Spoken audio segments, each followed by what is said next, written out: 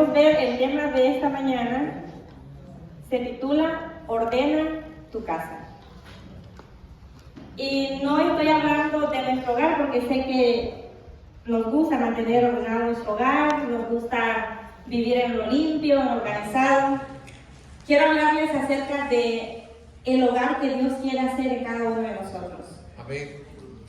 Dios nos da la oportunidad a nosotros de llegar a este mundo para poder vivir años, ¿verdad? Pero no sabemos si vamos a vivir muchos o vamos a vivir pocos, pero que los años que nosotros vivamos podamos pedirle a Dios que nos ayude, ¿verdad?, a ponerlos a su servicio. Dios desea que nosotros como familia podamos tener unidad familiar, que podamos nosotros tener un encuentro personal con Él cada día. Amén. Y creo que el propósito de estar hoy aquí es porque estamos deseosos de escuchar su palabra y de poder crecer espiritualmente. Amén. Vamos a ir a lo que va a ser, en lo que se va a concentrar nuestro tema de este día, que va a ser en el libro de Segunda de Reyes, capítulo 20. Y ahí vamos a estar, es probable que vayamos a otros versículos, pero hoy vamos a comenzar en el libro de Segunda de Reyes, capítulo 20, versículo 1. Dice: en aquellos días Ezequías cayó enfermo de muerte, y vino a él el profeta Isaías, hijo de Amós, y le dijo: Jehová dice así: ordena tu casa, porque morirás y no vivirás. ¿Qué pasaría si un día nosotros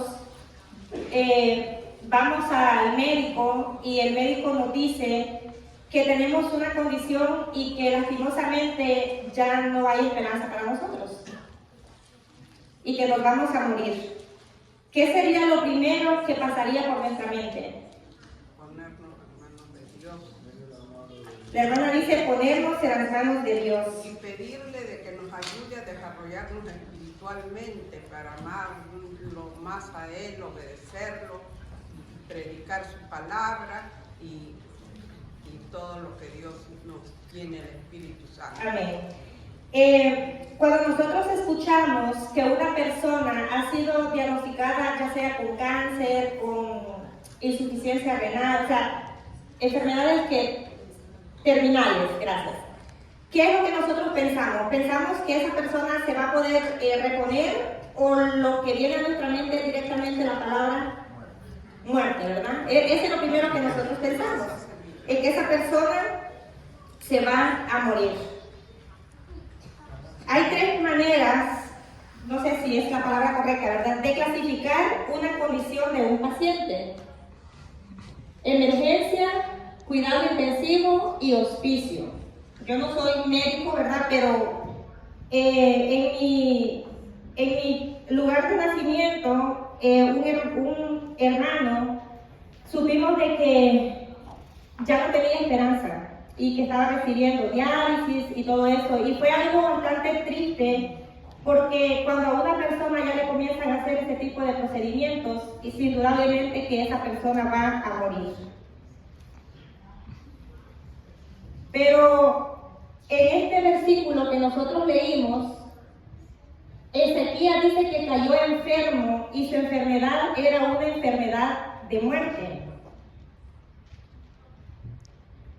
Y no fue a él, ¿verdad?, a decirle la noticia un familiar, un amigo, un pariente, sino que fue directamente, ¿verdad?, el profeta quien fue a Ezequías para decirle: ordena tu casa porque te vas a morir. Ahora pensemos, ¿qué pasaría si a nosotros hoy se nos dicen esas palabras? ¿Qué sería lo primero que nosotros haríamos a partir de ese momento? Es decir, nos sentimos mal, vamos al hospital y el doctor nos dice: te vas a morir. O sea, lastimosamente para ti no hay nada que hacer. Obviamente, ¿verdad?, me imagino, nunca he pasado por esa situación, pero ha de ser algo traumante, algo impactante. Pero después de que ya nosotros asimilamos que definitivamente no hay nada que puedan hacer por nosotros y que solamente Dios, ¿verdad?, es el que puede hacer algo, conseguí de que hay personas que después de que aceptan que van a morir, puede que hagan muchas cosas, pero yo voy a nombrarle 3 de las que más o menos se entiende de que una persona procede a hacer una vez asimila que se va a morir. Dejar ordenados asuntos económicos y propiedades, ¿verdad? Si tienen. Hablar con sus seres queridos y arreglar asuntos familiares. Sucede de que a veces nosotros venimos arrastrando odio, rencor, amargura, y eso se va acumulando ahí. Y mientras no se nos dice, oye, te vas a morir hoy, o te vas a morir mañana, o te vas a morir dentro de 6 meses, nosotros no pensamos ni siquiera en ir donde aquella persona y decirle, oye, si yo te ofendí en esto, quiero que arreglemos las cosas. Pero una vez se nos dice que te vas a morir, la gente hace eso, o sea, empieza a hacer preparativos para dejar todas las cosas ordenadas, ¿verdad? No dejar problemas con la familia que se pelea por las cosas, habla con sus seres queridos, arregla sus asuntos, pero también hay otra cosa que hacen, tal vez no todos, es considerar sus creencias espirituales y religiosas. O sea, se ponen, se sientan y quizás piensan y meditan cómo yo he estado caminando con Dios durante todo este tiempo que Él me ha dado de vida. ¿Será que he estado haciendo lo que Dios espera que yo haga? ¿O todavía no he cumplido la parte que Dios ha puesto en mis manos? Que si somos conscientes de que hay un futuro mejor y que la muerte no es el fin para los hijos de Dios, sabemos, ¿verdad?, de que para los que creemos en Dios y dormimos en el Señor, estamos durmiendo, y Dios va a venir y nos va a resucitar y vamos a poder gozar de vida eterna. Amén. Considerando esto, creo que lo primero que haríamos sería considerar cómo hemos venido caminando nuestra vida y cómo ha sido, ¿verdad?, nuestra relación con Dios espiritualmente hablando. Después de eso, haber hecho las paces con Dios, haberle dicho a Dios, oye, Señor, perdóname, porque sé que te he fallado, sé que no he hecho lo que tú me has dicho. Y es algo que mucha gente no acepta, y es de que Dios está dispuesto a salvarte y a perdonarte en el último minuto de tu vida. Amén. Pero mucha gente allá afuera dice, pero ¿cómo es posible de que Dios pueda perdonarme? O sea, yo puedo hacer todos los desarreglos que yo quiera y al final arrepentirme. Eso suena bonito. O sea, no lo creen. Y yo he tenido la oportunidad de hablar con esas personas y les digo, pero la Biblia enseña de que Dios es un Dios perdonador. Y que si todavía no has sido llevado tu nombre a juicio y no has recibido, por así decirlo, el último decreto, tú todavía tienes esperanza. Entonces, si llegas a ese momento, que no todos tienen la oportunidad, hermanos, de que se les diga, oye, dentro de tanto tiempo tú te vas a morir, deberíamos de vivir nosotros como si hoy fuera nuestro último día. Amén. Y comenzar a hacer las cosas que Dios espera que nosotros hagamos. Basado en eso, quiero que vayamos, no pierdan esta lectura de Segunda de Reyes porque ahí va a estar basado nuestro tema, pero quiero que vayamos al libro de Isaías, capítulo 1, versículo 18. Isaías, capítulo 1, versículo 18. Y dice, venid luego, dice Jehová, y estemos a cuenta. Si vuestros pecados fueren como la grana, como la nieve serán emblanquecidos. Si fueren rojos como el carmesí, vendrán a ser como blanca lana. Esta es la invitación que Dios nos hace a cada uno de nosotros. Amén. O sea, Dios nos dice, venga luego a mí, estemos a cuenta. O sea, siéntate conmigo, platícame tus cosas, qué es lo que tú has hecho. por muy grande, por muy grave, por muy penoso que sea lo que tú hiciste, si tú vienes a mí y te pones a cuentas conmigo, yo estoy dispuesto a perdonarte. Y si tu pecado fuere como la grana, yo la voy a emblanquecer como la nieve. Y si tu pecado fuere rojo como el carmesí, mira, va a venir a ser como blanca lana. Pero tenemos que ir a Dios. O sea, para nosotros poder recibir ese perdón que Dios quiere otorgarnos a nosotros, debemos de buscar a Dios cada día.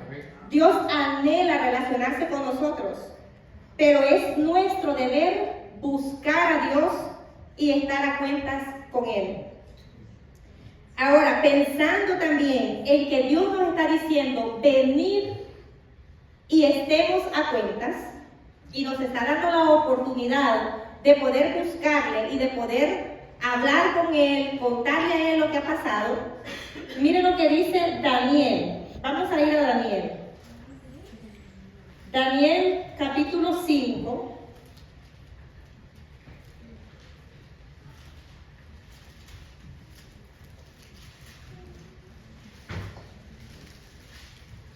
Dice, pesado has sido en balanza y fuiste hallado falto. Y antes de que me vayan a decir por ahí de que ese versículo tal vez no tiene nada que ver con lo que yo estoy predicando, les voy a decir por qué yo considero de que sí tiene que ver con lo que les estoy hablando de venir y ponernos a cuentas con nuestro Dios. Queridos hermanos, no sé si nosotros nos damos cuenta de que todas nuestras acciones están siendo registradas en un libro. ¿Alguien sabe cómo se llama ese libro? El libro de las memorias. En el libro de la vida son inscritos los nombres de las personas que aceptan a Jesús, ¿verdad? Pero nuestras acciones están siendo registradas en el libro de las memorias. En los libros. Es por eso que debemos hacer lo que acabamos de leer en Isaías, donde Dios nos dice que vayamos a Él, que estemos a cuentas con Él, que si nuestros pecados son como la grana, se van a hacer emblanquecidos, y si son como el carmesí, van a ser como la blanca lana. Porque aunque este contexto de este versículo que yo les puse aquí, de que pesado ha sido en balanza y fuiste hallado falto, sabemos nosotros que el contexto de esto es de que el rey Belsasar, ¿verdad?, de Babilonia, profanó los vasos de oro y de plata que Nabucodonosor había traído, ¿verdad?, del templo de Dios. Y ustedes saben lo que sucedió ahí y por eso se dijeron estas palabras. Pero sin embargo, hermanos, recordando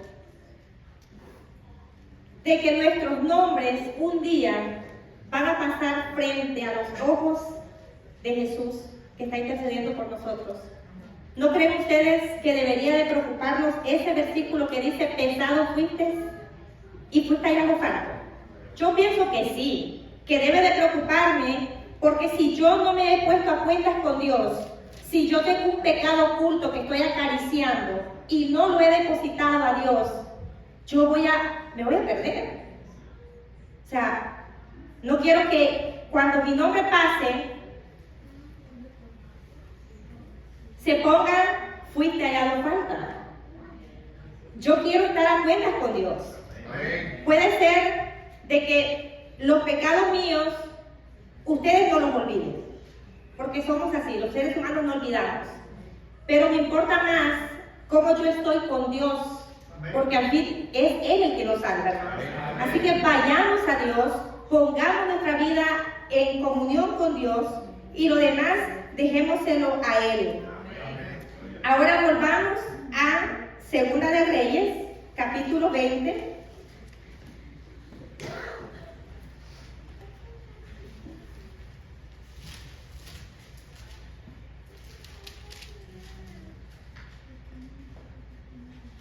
Y dice, estas son las palabras, ¿verdad?, de Ezequías. Vamos a leer el versículo 2 y el 3. Entonces él volvió su rostro a la pared y oró a Jehová y dijo, te ruego, oh Jehová, que hagas memoria que he andado delante de ti en verdad y con íntegro corazón, y que he hecho las cosas que te agradan. Y lloró Ezequías con gran lloro. Podemos ver que Ezequías era un hombre poderoso porque era un rey, ¿verdad? Pero era un hombre con emociones y sentimientos no diferentes a nosotros. Porque, bueno, al menos me considero que soy muy sentimental y creo que todos hemos experimentado situaciones en lo que lo único que nos ha quedado es llorar. Llorar, derramar nuestra alma ante los ojos de Dios y pedirle que Él nos consuele. Y esto fue lo que Ezequías hizo. Bueno, Ezequías dice que lloró con gran lloro y se puso, ¿verdad?, a hablar con Dios. Pero vamos a hacer un poquito de historia. Vamos a ver, ¿quién era Ezequías? Dice que fue el 13º rey de Judá. Su genealogía, bueno, era hijo de Acaz y Abías. ¿A los cuántos años comenzó a reinar? Dice que comenzó a reinar a los 25 años sobre Judá. Ezequías hizo lo recto ante los ojos de Jehová, como lo hizo un día David, de quien se dijo que en una ocasión, ¿verdad?, que era un hombre conforme al corazón de Dios. Y podemos pensar nosotros, ¿cómo es posible, que aunque David no es parte de mi tema, pero hablando acerca de los prejuicios que nosotros a veces podemos tener sobre otras personas, hermanos, es que podemos pensar nosotros que cómo es posible que de este hombre que fue un codicioso, un adúltero y un asesino se pueda decir más adelante que era un hombre conforme al corazón de Dios. Y es porque cuando nosotros vamos a Dios y nos entregamos a Él completamente, Dios hace una nueva creación en nosotros. Y es allí donde comienza nuestra vida nueva. Por eso dice que somos sepultados, resucitamos a una nueva vida y nuestro pasado ha sido perdonado. Entonces, Ezequías venía de esa descendencia. Dice que Ezequías hizo lo recto ante los ojos de Dios. Ezequías reinó con rectitud y acabó con la idolatría, hermanos, que existía en ese tiempo. Ezequías fue un rey que se caracterizó por su rectitud a los mandamientos de Dios.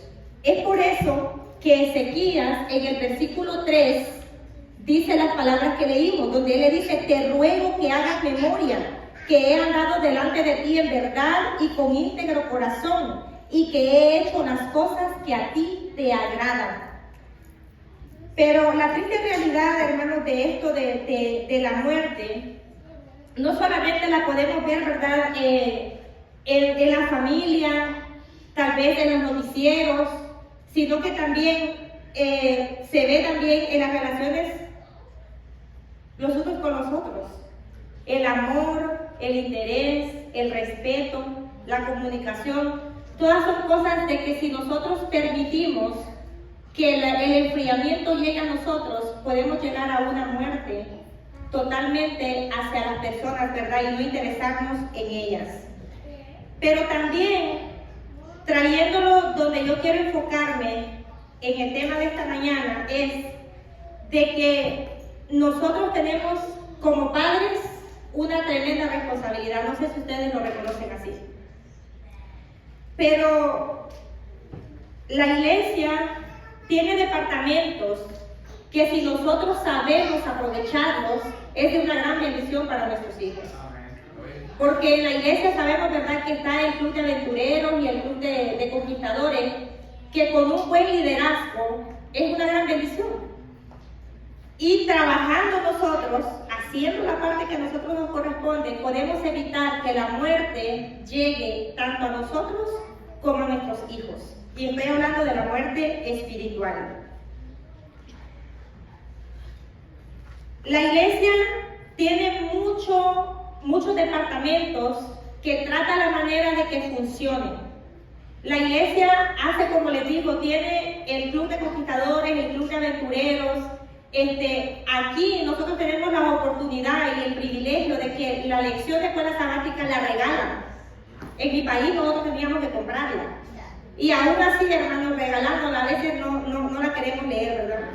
Hacen también crea, ¿verdad?, para los niños su devocional, su folleto para que sus padres tengan un momento con ellos de hacerle su culto. Hace también lo del 13º sábado, se prepara para que haya una programación muy bonita para ellos, pero lastimosamente, hermanos, ya sea por cansancio, por desinterés, tal vez por falta de conocimiento, voy a decir, los padres no estamos haciendo lo que debemos de estar haciendo, que es hablar con nuestros hijos acerca del plan de salvación. Amén. Los niños están pequeños, pero ellos crecen. Y cuando ellos crecen, la mayoría se va de la iglesia. Y cuando se va de la iglesia, entonces los padres lo primero que hacen es buscar oración, empezar a orar por ellos, porque se fueron, pero no se dieron cuenta de que los tuvieron allí y no hicieron lo que Dios esperaba que hiciéramos. Entonces se van de la iglesia y ahí empezamos nosotros a tirar patas de ahogado, como dicen, porque estamos viendo la fe perdida con nuestros hijos. Pero nosotros, hermanos, somos responsables de ellos, de la crianza de nuestros hijos. Y Dios espera mucho más de nosotros. Amén. Para que cuando se nos llegue la oportunidad de que nos digan que vas a morir, nosotros no tengamos nada de qué lamentarnos. Y sé perfectamente de que nosotros somos responsables hasta cierta edad. Y después ya le toca a nuestros hijos, ¿verdad?, hacer sus cosas. Pero mientras dependa de nosotros, hermanos, pidámosle a Dios que nos ayude a levantarnos como madres y como padres esforzados por nuestros hijos. Hay una gran guerra espiritual, hermanos, y nosotros estamos en medio de ella, queramos o no, porque ya estamos aquí.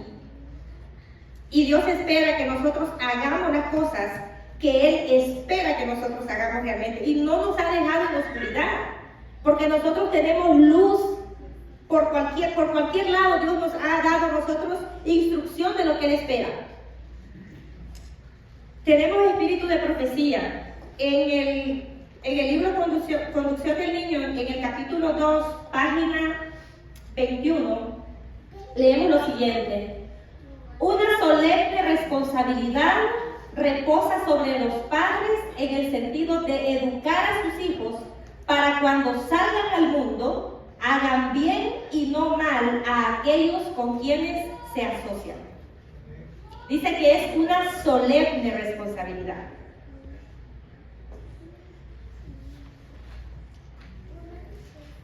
Debemos de educar a nuestros hijos, hermanos, para que cuando ellos ya no estén delante de nuestros ojos puedan seguir siendo faros allá afuera. Amén. Nosotros las mujeres somos benditas de Dios porque se nos ha dado el privilegio de parir hijos. Amén. Bendito sea. Pero no permitamos que los hijos que nosotros traemos al mundo sean arrastrados por Satanás. En tanto dependa de nosotros, peleemos la buena batalla de la fe, hermanos, no estamos solas. Sé que a veces es difícil porque son tantas cosas que hay que hacer, pero si Dios nos ha llamado, si Dios nos ha dado a nosotros el privilegio de estar en el pueblo de Dios, con la luz verdadera, Él también nos va a dar la capacidad para que nosotros instruyamos. Amén. Y para que corrijamos con amor, pero también basado en un escrito está. Debemos de corregir a tiempo, mientras nuestros hijos aún están vivos. Ordena tu casa porque morirás y no vivirás. O sea, son palabras fuertes que le fueron dichas a Ezequías, pero si nosotros las podemos traer a nuestra vida y hacerlas nuestras, se nos están diciendo a nosotros. O sea, yo considero de que todos debemos de saber de que un día vamos a morir. Pero que cuando ese día llegue, hermanos, nosotros hayamos ordenado nuestra casa, hayamos ordenado nuestras prioridades, que son nuestra vida espiritual y la vida espiritual de nuestros hijos. Si todavía no hemos entendido cuál es la responsabilidad que recae sobre nosotros, volvámonos a Dios y hagámosle como hizo Ezequías. Dice que Ezequías lloró con gran lloro Si tenemos que llorar ante Dios y decirle, Señor, no sé, o sea, no tengo fuerza, no tengo conocimiento, no sé por dónde comenzar, nunca he hecho, no tengo experiencia. ¿Ustedes creen que Dios nos va a dejar a ciegas a nosotros? No. Si nosotros queremos hacer lo que Dios pide. Gloria a Dios. Despertar, padres, de vuestro sueño espiritual y comprender que la primera enseñanza que reciben los niños debéis dársela vosotros. La primera enseñanza de nuestros hijos depende de nosotros, hermanos. Pero ¿cómo nosotros vamos a poder enseñar a nuestros hijos si nosotros no estamos aprendiendo de nuestro Padre? No estamos a ciegas respecto a lo que Dios espera. Miremos lo que nos dice Deuteronomio capítulo 6. Si acaso pensamos de que no sabemos cómo hacerlo, que no tenemos conocimiento. Decía que debemos enseñar a nuestros hijos pequeños a conocer de Dios y debemos realizar esta obra antes que Satanás siembre su semilla. Pero no sabemos cómo hacerlo. Bueno, vamos a ir a la Biblia, porque ella es nuestra guía espiritual. Y vamos a leer en Deuteronomio capítulo 6, vamos a leer desde el versículo 4 hasta el 9. Pero yo quiero que ahí donde dice Israel, le cambiemos ese nombre y usted ponga el nombre suyo, porque cuando nosotros leemos la Biblia, debemos leerla en primera persona, o sea, estoy leyendo para mí. Así que cuando leamos y lleguemos a la palabra Israel, ponga su nombre.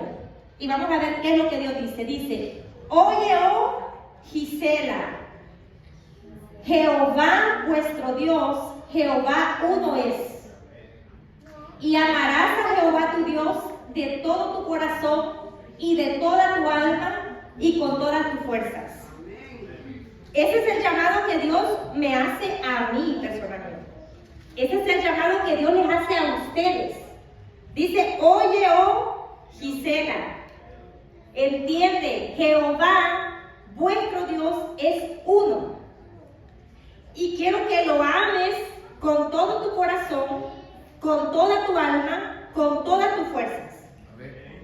Una vez yo ame a Dios, una vez yo coloque a Dios en el centro de mi corazón, en el centro de mi vida, una vez yo lo vuelva mi Dios y lo ame con todo mi corazón, lo ame con toda mi alma, lo ame con todas mis fuerzas, entonces dice, ok, ya aprendiste a amarme, ¿sí? Ahora vas a ir a hacer lo siguiente.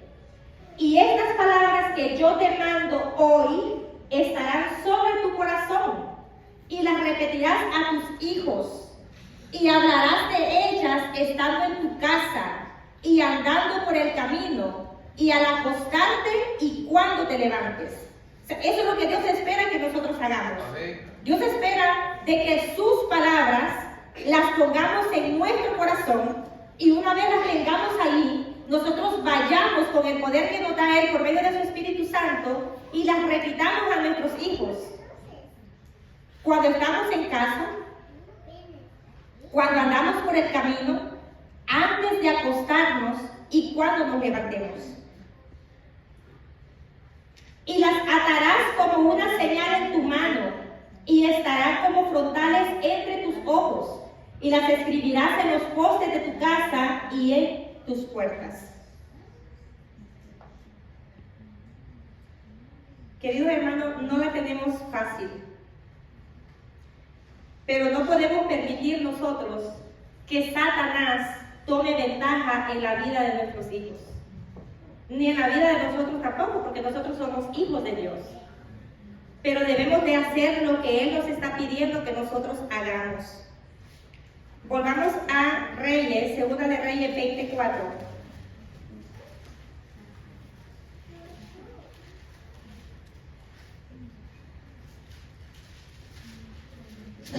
Dice, y antes que Isaías saliese hasta la mitad del patio, vino palabra a Isaías diciendo, vuelve y di a Ezequías, príncipe de mi pueblo, así dice Jehová, el Dios de David tu padre, yo he oído tu oración he visto tus lágrimas. He aquí que yo te sano, y al tercer día subirás a la casa de Jehová. Y añadiré a tus días 15 años, y te libraré a ti y a esta ciudad de mano del rey de Asiria, y ampararé esta ciudad por amor a mí mismo y por amor a David, mi siervo.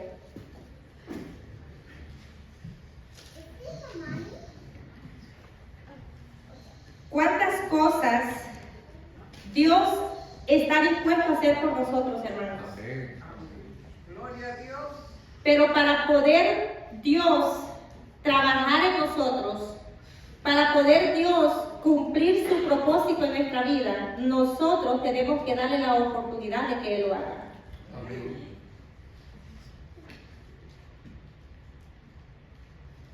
Dice aquí que Dios escuchó la oración o el gemido o el clamor de Isaías. ¿Cuánto más no nos va a escuchar a nosotros si nosotros vamos a Él y también lloramos ante Dios y le suplicamos que nos enseñe cómo es que Él quiere que nosotros vivamos nuestra vida y cómo es que Él quiere que nosotros dirijamos nuestra casa? Tenemos que ordenar nuestras prioridades, hermanos. Tenemos que pedirle a Dios discernimiento para que todo lo que nosotros propongamos hacer, lo hagamos con la dirección de su Espíritu Santo. A Ezequías se le concedieron 15 años después de que se le había dicho que él iba a morir, ¿verdad? ¿Qué haríamos nosotros con 15 años? Por lo menos que Dios nos diga, mira, te voy a conceder 10 años. ¿En qué nosotros invertiríamos este tiempo extra que Dios nos dé? ¿Será que vamos a poner a Dios como prioridad en nuestra vida?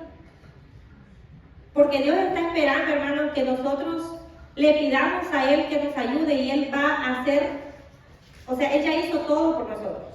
Porque despojarse de su Hijo para que viniera a morir y enseñarnos el camino que nosotros debemos andar ya es mucho. Ahora nos ha dejado a nosotros en su palabra lo que Él espera que nosotros hagamos. Y es momento de que nosotros volvamos a Dios. Es momento de que nosotros ordenemos nuestras prioridades.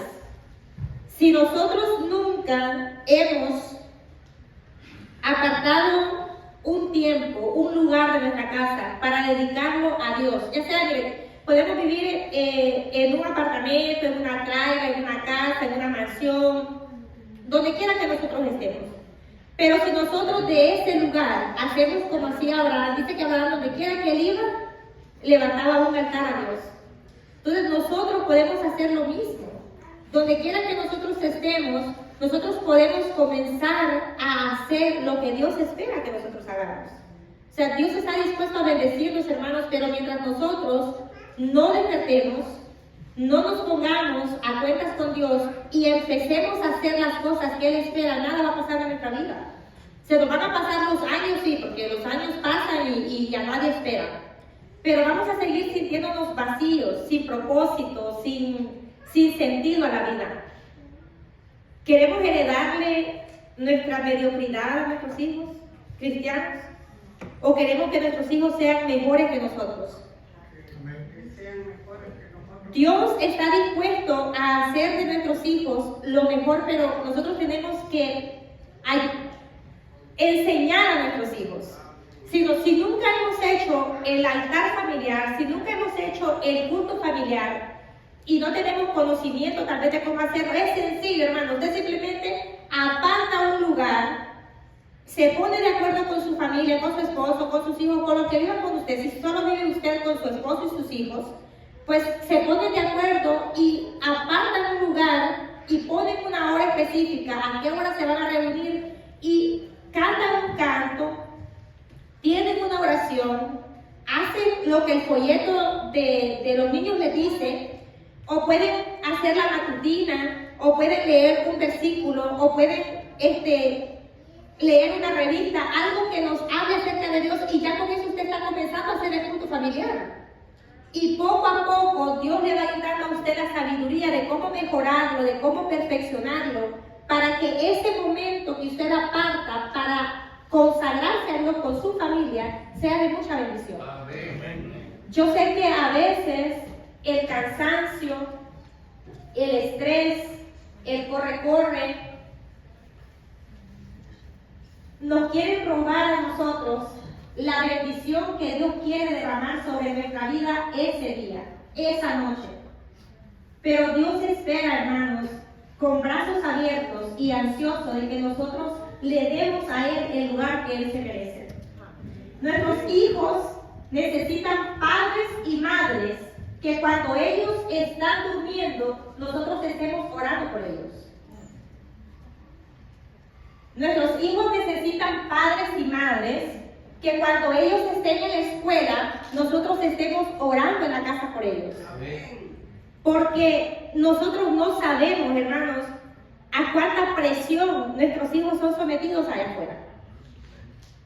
Y a veces podemos llegar hasta juzgarlos a ellos, pero a este muchacho se le pega todo lo malo. O sea, yo puedo ser el mejor líder para él espiritual, pero él lo que aprende es lo de la calle. Pero no importa, hermanos. Si nosotros seguimos haciendo las cosas, el que transforma vidas es Dios, no nosotros. Así que debemos de seguir haciendo las primeras cosas que Dios espera que nosotros hagamos. Nuestros hijos esperan que nosotros le prediquemos a ellos con amor, pero con seguridad de lo que nosotros hemos creído. Es la única forma de que ellos, cuando estén allá afuera, ellos puedan recordar de que hay un Dios que los ama, que hay un Dios que los perdona y que hay un Dios que los espera que ellos vuelvan a casa. Pero nosotros debemos de hacer la parte que a nosotros nos corresponde. Dios espera, yo no sé cuánto tiempo vayamos a vivir nosotros a partir de hoy. Quizás pensábamos que no íbamos a llegar al 2025. Pensábamos que íbamos a quedarnos en el 2024. Y sin embargo, Dios nos ha dado a nosotros 25 días de este año, de este mes, en el que nos ha cuidado, en el que ha protegido a nuestra familia, en el que nos ha proveído lo que nosotros necesitamos. Y si Él ha estado con nosotros hasta hoy, va a seguir estando todos los días que Él nos preste. Amén. Pero debemos de proponernos, hermanos, vivir una vida de acuerdo a la voluntad de nuestro Dios. Amén. Apartar un tiempo para consagrarnos a Dios como familia. Apartar un tiempo para consagrarnos a Dios como persona, como individuo. Porque la salvación es verdad que es individual. Pero hay una parte que nosotros tenemos que hacer con nuestros hijos, porque no podemos dejarlos a ellos, a que ellos se descarríen sin que haya dirección. Un tiempo ellos ya crecen, a nosotros nos queda es orar por ellos. Pero que mientras tengamos niños pequeños, a quienes nosotros podamos corregir, a quienes nosotros podamos instruir, a quienes nosotros podamos leer en la Biblia, no perdamos la oportunidad. Amén. Amén. Porque la vida es demasiado corta, hermanos, y se va en un abrir y cerrar de ojos. Dios está esperando a que nosotros le abramos nuestro corazón. Dios desea que nosotros ordenemos nuestra casa, Amén. ordenemos nuestras prioridades. Gloria a Dios. Y que a partir de hoy, Jehová te bendiga y te guarde. Y que Dios haga resplandecer su rostro sobre ustedes. Que tenga de nosotros misericordia. Que ponga en nosotros su paz.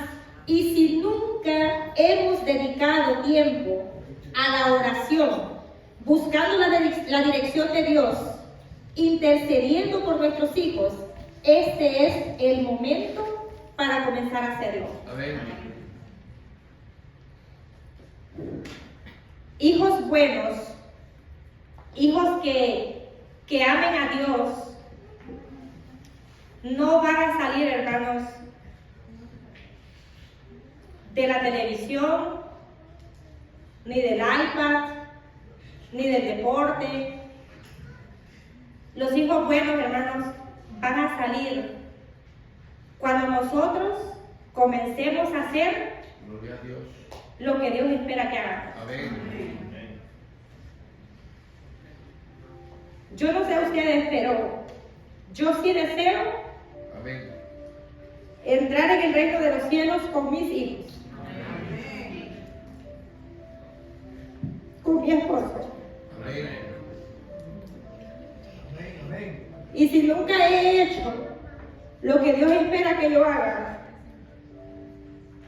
yo me pongo en las manos de Dios este día y le pido que me dirija y que todo lo que yo haga a partir de hoy solamente sea dirigido por su Espíritu Santo. Amén. Olviden sus prejuicios, olviden los errores del ayer, olviden todo lo que yo les he dicho, hermanos, pero por favor traten la manera de apartar tiempo para educar a sus hijos. Porque qué bonito fuera que Dios pueda decir de nosotros, como dijo de Abraham: yo sé que mandará a sus hijos después de él a que obedezcan a Jesús. Amén. Nosotros no somos perfectos, hermanos. Cometemos muchos errores. Pero tenemos la guía de la palabra de Dios. Amén. Y creo que si hay alguien que está más interesado en salvar a nuestros hijos, es Dios. Amén. O sea, por mucho que nosotros queramos hacer como humanos, somos estamos limitados. Y aparte, la tenemos fuerte allá afuera. Porque la influencia del enemigo es bastante grande. Pero si nosotros hacemos lo que Dios espera que nosotros hagamos, Él va a hacer el resto. Amén. Lo que a nosotros nos falta, Dios lo va a completar. Pero es tiempo, hermanos, de que le digamos a Dios: Señor, no sé cómo, porque ya he tratado de hacerlo. No sé cómo comenzar, porque no crecí en un hogar donde se hiciera el culto familiar. No sé cómo hacerlo, porque yo ya conocí el Evangelio cuando me casé. No sé cómo hacerlo, porque yo apenas estoy comenzando. No sé cómo hacerlo, porque no quiero hacerlo. Y yo sé que Dios, así como escuchó a Ezequías, cuando Ezequías lloró, cuando Ezequías derramó su alma, yo sé que Dios también va a escuchar a nosotros. Y pidámosle perdón a Dios, hermanos, si tuvimos muchas oportunidades de poder comenzar y siempre lo pospusimos. Pero nunca es tarde para comenzar mientras hay vida y mientras hay aire en nuestros pulmones. Mientras tengamos voz, mientras tengamos el amparo de nuestro Dios, podemos hacerlo. Amén. Así que, hermanos, arreglen su casa, arreglen sus prioridades, para que cuando Dios nos llame al descanso, nosotros podamos irnos tranquilos sabiendo que hicimos la parte que nos correspondía a nosotros, porque el resto lo va a completar nuestro amado Dios. Amén. Que el Señor les bendiga, hermanos, y les invito a que nos pongamos en pie y que cantemos el himno "Que mi vida entera esté", y que ese sea nuestro coro. No sé si recuerdan de que en Conquistadores hay un lema que dice de que conservemos una canción en nuestro corazón. Amén. Que esta pueda ser parte, que nosotros podamos decirle al Señor: Señor, quiero que mi vida esté consagrada a ti solamente.